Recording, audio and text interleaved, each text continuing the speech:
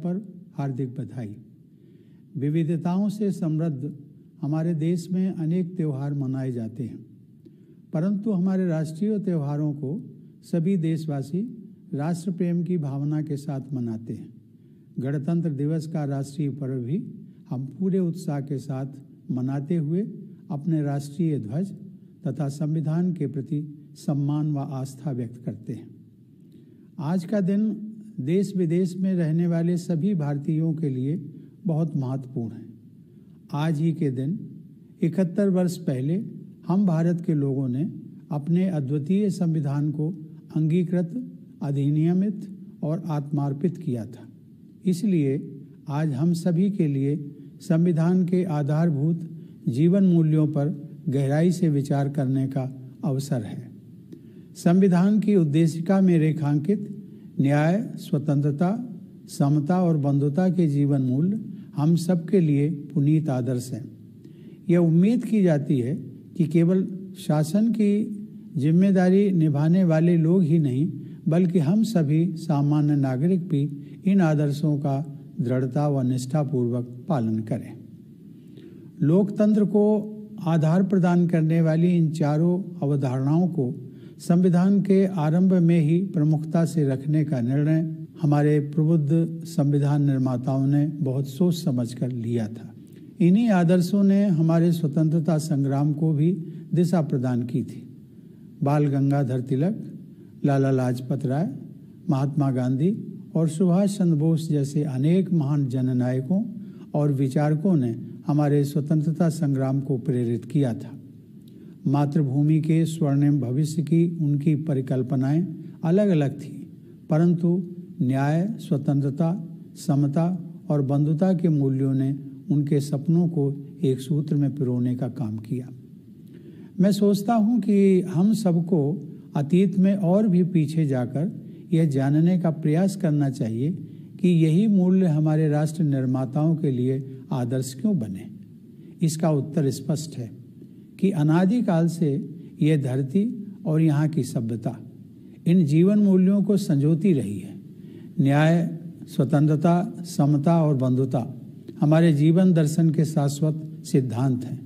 इनका अनवरत प्रवाह हमारी सभ्यता के आरंभ से ही हम सब के जीवन को समृद्ध करता रहा है। हर नई पीढ़ी का यह दायित्व है कि समय के अनुरूप इन मूल्यों की सार्थकता स्थापित करे। हमारे स्वतंत्रता सेनानियों ने यह दायित्व अपने समय में बखूबी निभाया था। उसी प्रकार आज के संदर्भ में हमें भी उन मूल्यों को सार्थक और उपयोगी बनाना है। इन्हीं सिद्धांतों से आलोकित पथ पर हमारी विकास यात्रा को निरंतर आगे बढ़ते रहना चाहिए। मेरे प्यारे देशवासियों, इतनी विशाल आबादी वाले हमारे देश को खाद्यान्न एवं डेयरी उत्पादों में आत्मनिर्भर बनाने वाले हमारे किसान भाई बहनों का सभी देशवासी हृदय से अभिनंदन करते हैं। विपरीत प्राकृतिक परिस्थितियों, अनेक चुनौतियों और कोविड की आपदा के बावजूद हमारे किसान भाई बहनों ने कृषि उत्पादन में कोई कमी नहीं आने दी। यह कृतज्ञ देश हमारे अन्नदाता किसानों के कल्याण के लिए पूर्णतया प्रतिबद्ध है। जिस प्रकार हमारे परिश्रमी किसान देश की खाद्य सुरक्षा को सुनिश्चित करने में सफल रहे हैं, उसी तरह हमारी सेनाओं के बहादुर जवान कठोरतम परिस्थितियों में देश की सीमाओं की सुरक्षा करते रहे हैं। लद्दाख में स्थित सियाचिन व गलवान घाटी में -50 से 60 डिग्री सेंटीग्रेड तापमान में सब कुछ जमा देने वाली सर्दी से लेकर जैसलमेर में 50 डिग्री सेंटीग्रेड से ऊपर के तापमान में झुलसा देने वाली गर्मी में धरती, आकाश और विशाल तटीय क्षेत्रों में हमारे सेनानी भारत की सुरक्षा का दायित्व हर पल निभाते हैं। हमारे सैनिकों की बहादुरी, देश प्रेम और बलिदान पर हम सभी देशवासियों को गर्व है। खाद्य सुरक्षा, सैन्य सुरक्षा, आपदाओं तथा बीमारी से सुरक्षा एवं विकास के विभिन्न क्षेत्रों में हमारे वैज्ञानिकों ने अपने योगदान से राष्ट्रीय प्रयासों को शक्ति दी है।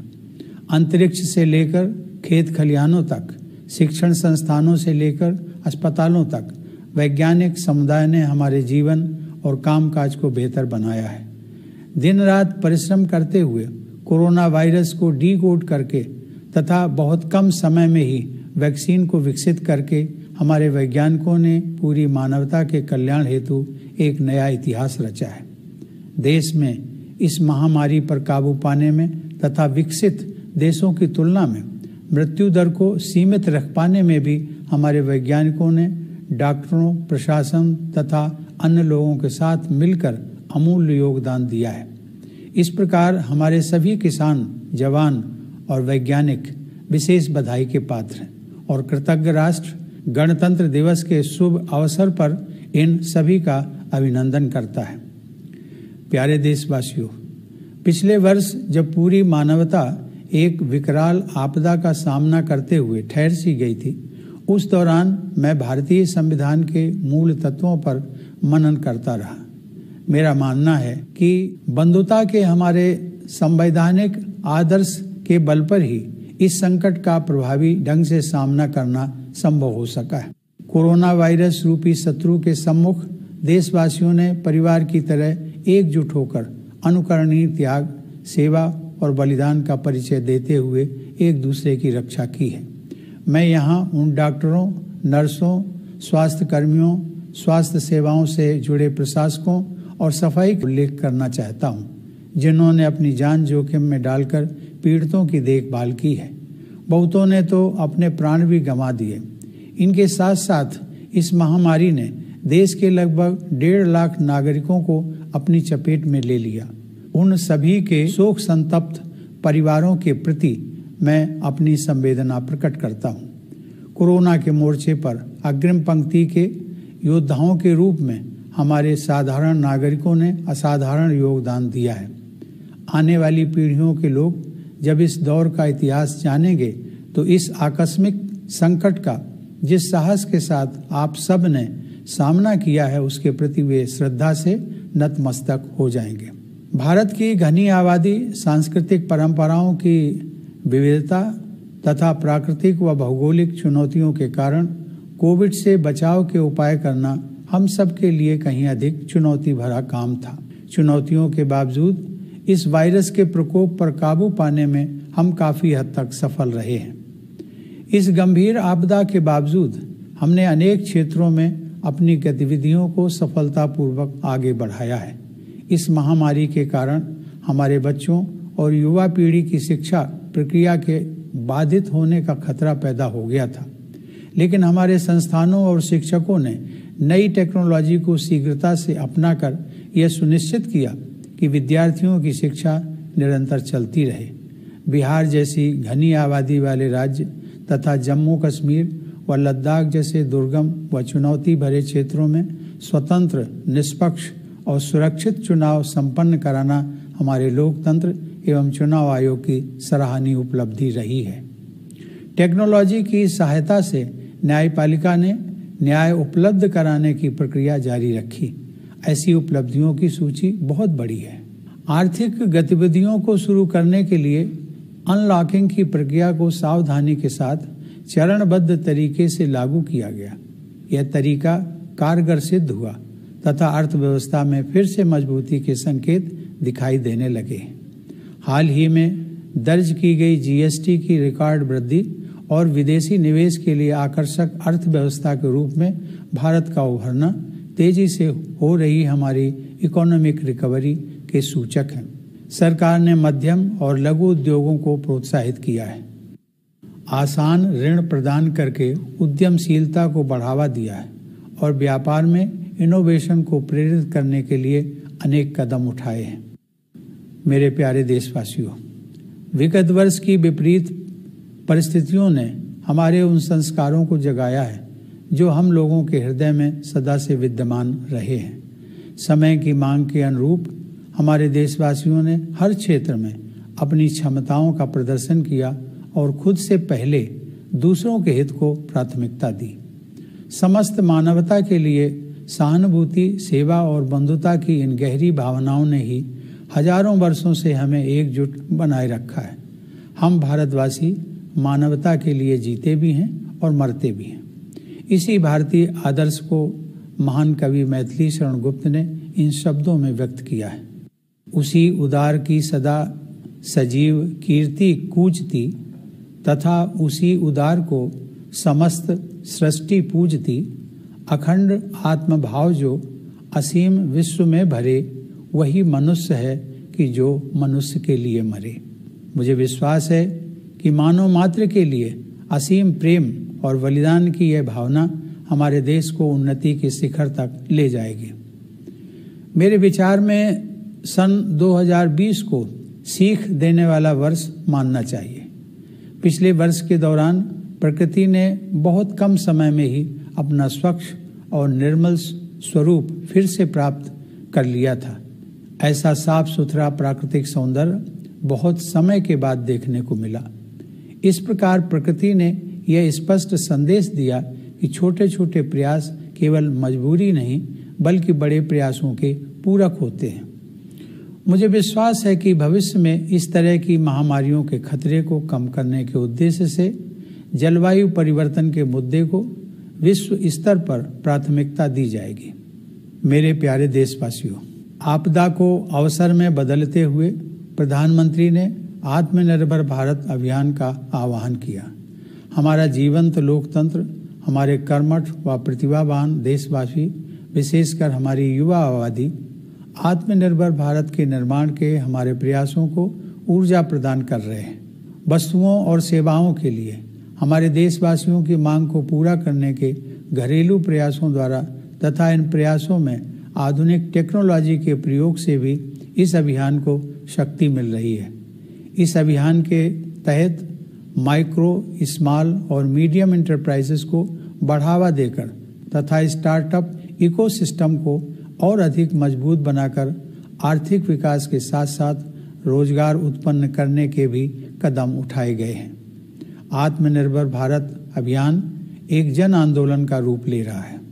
यह अभियान हमारे उन राष्ट्रीय संकल्पों को पूरा करने में भी सहायक होगा जिन्हें हमने नए भारत की परिकल्पना के तहत देश की आज़ादी के 75वें वर्ष तक यानी सन 2022 तक हासिल करने का लक्ष्य रखा है। हर परिवार को बुनियादी सुविधाओं से युक्त पक्का मकान दिलाने से लेकर किसानों की आय को दोगुना करने तक ऐसे महत्वपूर्ण लक्ष्यों की तरफ बढ़ते हुए हम अपनी आज़ादी की 75वीं वर्षगांठ के ऐतिहासिक पड़ाव तक पहुंचेंगे।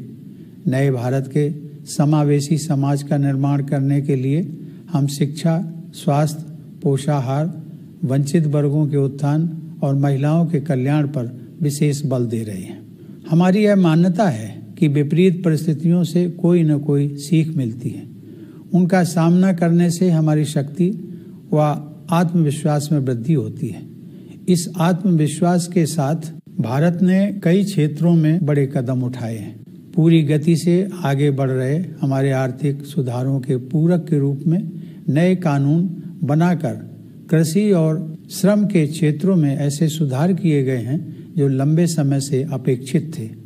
आरंभ में इन सुधारों के विषय में आशंकाएं उत्पन्न हो सकती हैं, परंतु इसमें कोई संदेह नहीं है कि किसानों के हित के लिए सरकार पूरी तरह समर्पित है। सुधारों के संबंध में शिक्षा के क्षेत्र में किए गए व्यापक सुधार उल्लेखनीय है। ये सुधार भी लंबे समय से अपेक्षित थे। ये भी कृषि एवं श्रम सुधारों के समान ही महत्वपूर्ण हैं, लेकिन कहीं अधिक बड़ी संख्या में लोगों के जीवन को सीधे प्रभावित करने वाले हैं। 2020 में घोषित राष्ट्रीय शिक्षा नीति में प्रौद्योगिकी के साथ साथ परंपरा पर भी जोर दिया गया। इसके द्वारा एक ऐसे नए भारत की आधारशिला रखी गई है जो अंतर्राष्ट्रीय मंच पर ज्ञान केंद्र के रूप में उभरने की आकांक्षा रखता है। नई शिक्षा प्रणाली विद्यार्थियों की आंतरिक प्रतिभा को विकसित करेगी और उन्हें जीवन की चुनौतियों का सामना करने में सक्षम बनाएगी। सभी क्षेत्रों में संकल्प और दृढ़ता के साथ आगे बढ़ते जाने के अच्छे परिणाम सामने आ रहे हैं। कोरोना की लगभग 1 वर्ष की अप्रत्याशित अग्नि परीक्षा के बावजूद भारत हताश नहीं हुआ है, बल्कि आत्मविश्वास से भरपूर होकर उभरा है। हमारे देश में आर्थिक मंदी थोड़े समय के लिए ही रही। अब हमारी अर्थव्यवस्था पुनः गतिशील हो गई है। आत्मनिर्भर भारत ने कोरोना वायरस से बचाव के लिए अपनी खुद की वैक्सीन भी बना ली है। अब विशाल पैमाने पर टीकाकरण का जो अभियान चल रहा है वह इतिहास में अपनी तरह का सबसे बड़ा प्रकल्प होगा।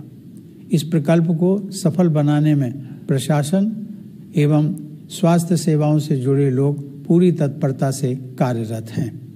मैं देशवासियों से आग्रह करता हूं कि आप सब दिशा निर्देशों के अनुरूप अपने स्वास्थ्य के हित में इस वैक्सीन रूपी संजीवनी का लाभ अवश्य उठाएं और इसे जरूर लगवाएं। आपका स्वास्थ्य ही आपकी उन्नति के रास्ते खोलता है। आज भारत को सही अर्थों में फार्मेसी ऑफ द वर्ल्ड कहा जा रहा है, क्योंकि हम अनेक देशों के लोगों की पीड़ा को कम करने और महामारी पर काबू पाने के लिए दवाएं तथा स्वास्थ्य सेवा के अन्य उपकरण विश्व के कोने कोने में उपलब्ध कराते रहे हैं। अब हम वैक्सीन भी अन्य देशों को उपलब्ध करा रहे हैं। मेरे प्यारे देशवासियों, पिछले साल कई मोर्चों पर अनेक चुनौतियां हमारे सामने आईं। हमें अपनी सीमाओं पर विस्तारवादी गतिविधियों का सामना करना पड़ा, लेकिन हमारे बहादुर सैनिकों ने उन्हें नाकाम कर दिया। ऐसा करते हुए हमारे 20 जवान वीरगति को प्राप्त हो गए। सभी देशवासी उन अमर जवानों के प्रति कृतज्ञ हैं। हालांकि हम शांति के लिए अपनी प्रतिबद्धता पर अटल हैं, फिर भी हमारी थल सेना, वायुसेना और नौसेना हमारी सुरक्षा के विरुद्ध किसी भी दुस्साहस को विफल करने के लिए पूरी तैयारी के साथ तैनात हैं। प्रत्येक परिस्थिति में अपने राष्ट्रीय हितों की रक्षा करने के लिए हम पूरी तरह सक्षम हैं। भारत के सुदृढ़ और सिद्धांत परक रवैये के विषय में अंतर्राष्ट्रीय समुदाय भली भांति अवगत है। भारत प्रगति के पथ पर आगे बढ़ते हुए विश्व समुदाय में अपना समुचित स्थान बना रहा है। पिछले कुछ वर्षों में भारत का प्रभाव क्षेत्र और अधिक विस्तृत हुआ है तथा इसमें विश्व के व्यापक क्षेत्र शामिल हुए हैं। जिस असाधारण समर्थन के साथ इस वर्ष भारत ने अस्थायी सदस्य के रूप में सुरक्षा परिषद में प्रवेश किया है, वह इस बढ़ते प्रभाव का सूचक है। विश्व स्तर पर राजनेताओं के साथ हमारे संबंधों की गहराई कई गुना बढ़ी है। अपने जीवंत लोकतंत्र के बल पर भारत ने एक जिम्मेदार और विश्वसनीय राष्ट्र के रूप में अपनी साख बढ़ाई है। इस संदर्भ में यह हम सबके हित में है कि हम अपने संविधान में निहित आदर्शों को सूत्रवाक्य की तरह सदैव याद रखें। मैंने यह पहले भी कहा है और मैं आज पुनः इस बात को दोहराऊंगा कि राष्ट्रपिता महात्मा गांधी के जीवन और विचारों पर मनन करना हमारी दिनचर्या का हिस्सा होना चाहिए। हमें हर संभव प्रयास करना है कि समाज का एक भी सदस्य दुखी या अभावग्रस्त न रह जाए।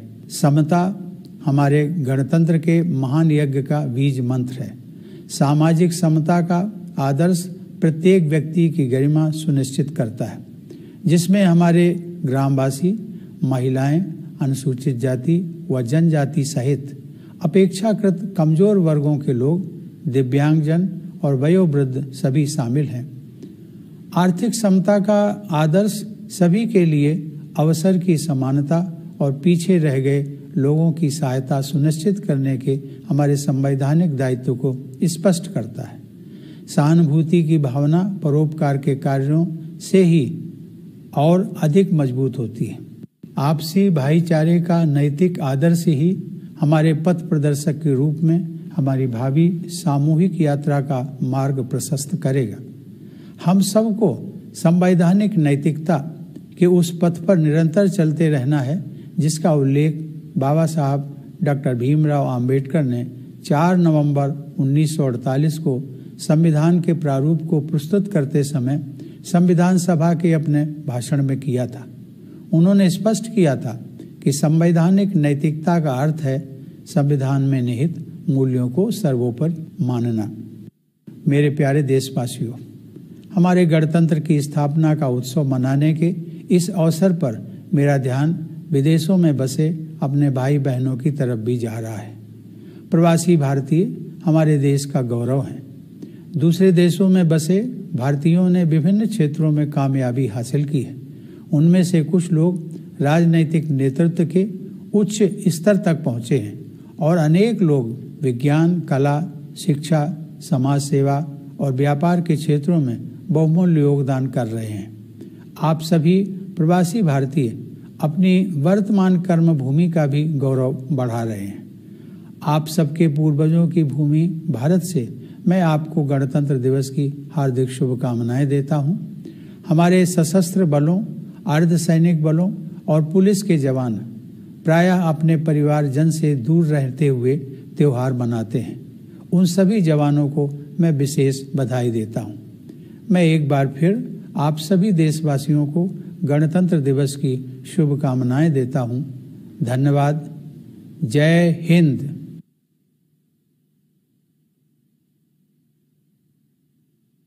Dear fellow citizens, Namaskar. Greetings to all of you on the eve of the 72nd Republic Day of the world's largest and most vibrant democracy. In this land of ours, enriched by diversity with many festivals, our national festivals are celebrated by everyone with great patriotic fervor. We celebrate the National Festival of the Republic Day with enthusiasm and express our respect for the national flag and our faith in the Constitution. This day has come to mean a lot to all Indians living within the country and abroad. 71 years ago, on this very day, we, the people of India, adopted, enacted, and gave to ourselves a unique constitution. For all of us, then, this is the day to also pause and ponder over the core values that the Constitution propounds. These values, justice, liberty, equality, and fraternity, outlined in the preamble of our Constitution, are sacred to all of us. Its abiding adherence is meant not only for those who are mandated to govern, but for the people at large. It is not without reason that the wise men and women who framed the Constitution chose to place these 4 terms at the very beginning of the Constitution to build the foundation on which the edifice of our democracy rests. In fact, these were the values that guided our freedom struggle. A galaxy of great leaders and thinkers like Bal Gangadhar Tilak, Lala Lajpat Rai, Mahatma Gandhi, and Subhash Chandra Bose inspired our freedom struggle. They had diverse dreams of a magnificent future of the motherland, but common to their aspirations were these values: justice, liberty, equality, and fraternity. I would like that we go further back into history and inquire why precisely these values guided our nation builders. And the answer is obvious. This land and its inhabitants have cherished these ideals from the time immemorial. Justice, liberty, equality, and fraternity are perennial principles of our philosophy of life. They come to us from the dawn of this civilization through an unbroken chain. It is, of course, the task of every generation to seek out the meaning of these values for its times. As the freedom fighters did in their day, so should we in our time. These key principles should light our path to development. Dear fellow citizens, every Indian salutes our farmers who have made our vast and populous country self-reliant in food grains and dairy products. Despite adversities of nature, numerous other challenges, and the COVID-19 pandemic, our farmers sustained the agricultural production. A grateful nation is fully committed to the welfare of our farmers. Just as our hard-working farmers ensure food security for the country, the brave soldiers of the armed forces ensure security of our national boundaries amid severest conditions. from the freezing cold at Siachen and Galwan Valley in Ladakh, with temperatures as low as -50 to 60 degrees Celsius, to the scorching heat in Jaisalmer, with temperatures as high as 50 degrees Celsius on land, in the skies, and at the vast coastal areas, our warriors are vigilant every moment. Every citizen feels proud about the bravery, patriotism, and the spirit of sacrifice among our soldiers. By their contribution to food security, national security, protection against disease and disasters, and to different areas of development, our scientists have strengthened our national endeavors. From space to the farms, from educational institutions to hospitals, the community of scientists has enriched our life and work. Our scientists have been working day and night for decoding the coronavirus, and they have succeeded in developing the vaccine in record time. With this accomplishment, our scientists have added a glorious chapter of contribution to the well-being of humanity. Our scientists, along with doctors, administrators, and people from other walks of life, have made major contribution in containing the virus and keeping the fatality rate lower in our country compared to that in developed countries. Thus, all our farmers, soldiers, and scientists deserve a special appreciation, and a grateful nation greets them on this auspicious occasion of the Republic Day. Dear fellow citizens, last year, as humanity almost came to a halt in the face of a calamity of gigantic proportions, I often found myself reflecting on the central message of the Constitution. Our effective response to the pandemic would not have been possible without our constitutional value of fraternity. Indians have been like a close-knit family, making exemplary sacrifices to protect each other in the face of the common enemy of coronavirus. I am thinking here of doctors, nurses, paramedics, healthcare administrators, and sanitation workers who put their own lives at risk to care for COVID-19 patients. Some of them even lost their lives. Along with them, about 1.5 lakh people became victims of this pandemic. I convey my condolences to the bereaved families. Our frontline corona warriors were ordinary citizens who turned out to be extraordinary. When the history of this tragic chapter, which is not yet over, is written, I am confident that the future generations will behold you all for the heroic response to the crisis for which no one could have truly prepared. Given our country's population density, diversity of cultural traditions, natural and geographical challenges, taking precautionary measures against COVID-19 was far more difficult for us. Yet, we have managed to check the spread of the virus to a large extent. Despite the serious calamity, we have succeeded in taking forward our activities in many spheres. The pandemic threatened to derail the young generation's learning process, but institutions and teachers quickly adopted new technology and ensured that there was no break in education. By conducting not only free and fair, but also safe elections in Bihar, which has high population density, and in Union territories of Jammu and Kashmir and Ladakh, with difficulties of access and other challenges, our democracy and the Election Commission have accomplished remarkable feats. The judiciary found help in technology and continued to function and dispense justice. The list is long. In order to open up the economy without risking the lives of the people, the process of unlocking was carefully calibrated. This has proved effective, and the economy has started showing indications of recovery faster than anticipated. The latest unprecedented collection of GST and India's emergence as the most favored destination for the foreign investment are indicative of our faster economic recovery. The government has encouraged small and medium industries to unleash entrepreneurial spirit by providing easy loans to them and help them to come up with innovative business ideas.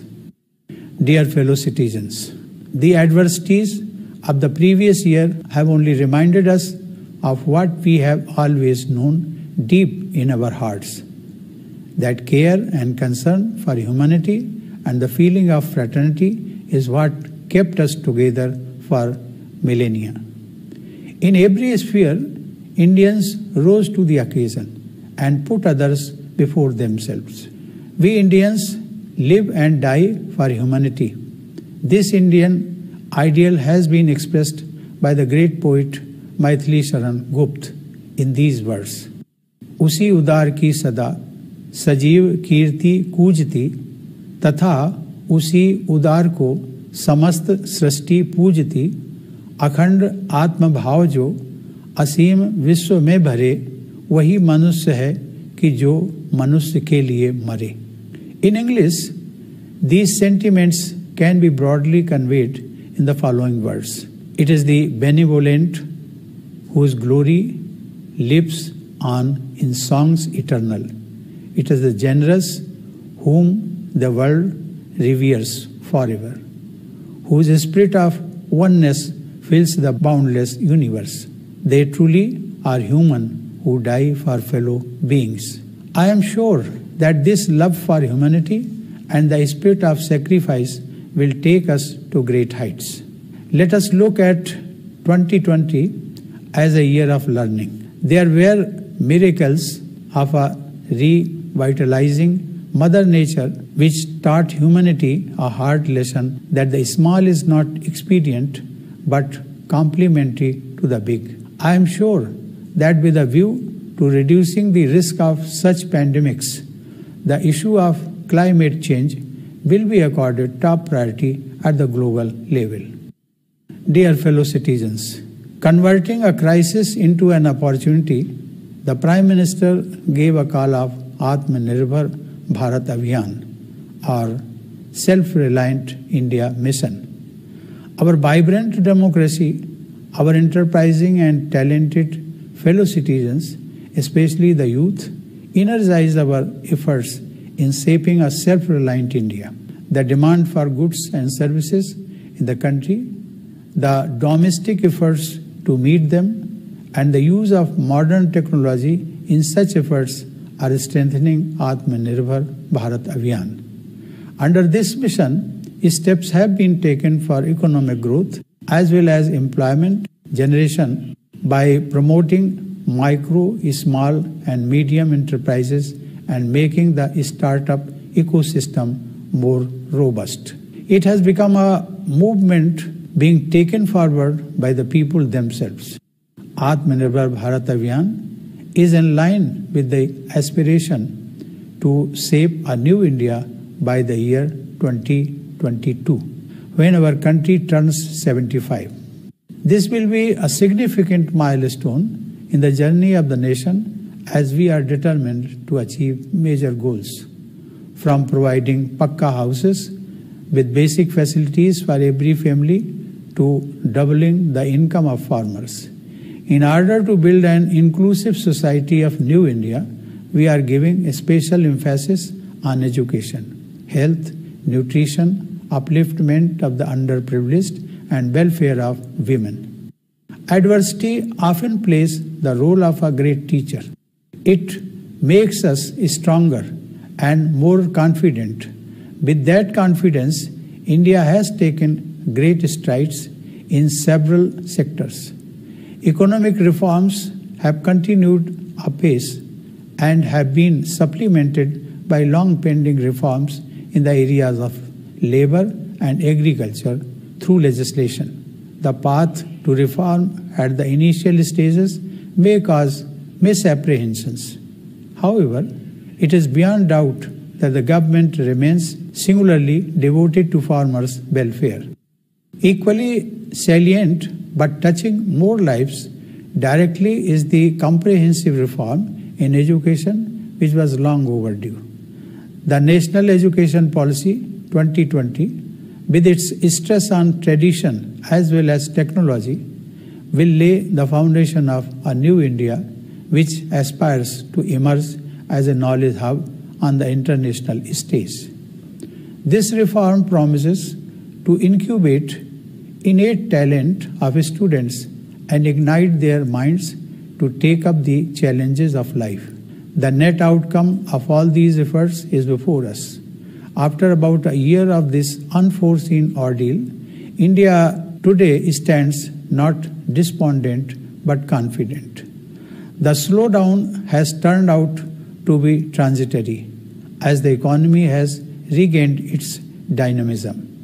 A self-reliant India has manufactured its own vaccine for COVID-19 and is now undertaking a mass vaccination drive, which will be the largest exercise of its kind in history. The administration and health services are working with full readiness to make this exercise a success. I urge upon the countrymen to utilize this lifeline and get vaccinated as per guidelines. Your health opens the way for your advancement.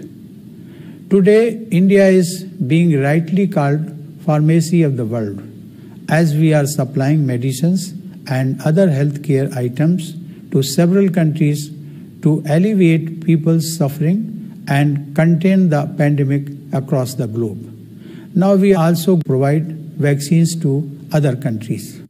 Dear fellow citizens, the past year was a time of adversity, and it came from many fronts. We faced an expansionist move on our borders, but our valiant soldiers foiled it. To achieve this objective, 20 of them had to lay down their lives. The nation shall remain grateful to those brave soldiers. Though we reiterate our commitment to peace, our defense forces, Army, Air Force and Navy are adequately mobilized in a well-coordinated move to thwart any attempt to undermine our security. Our national interest will be protected at all costs. We have also ensured a widespread understanding in the international community of a firm and principled stand.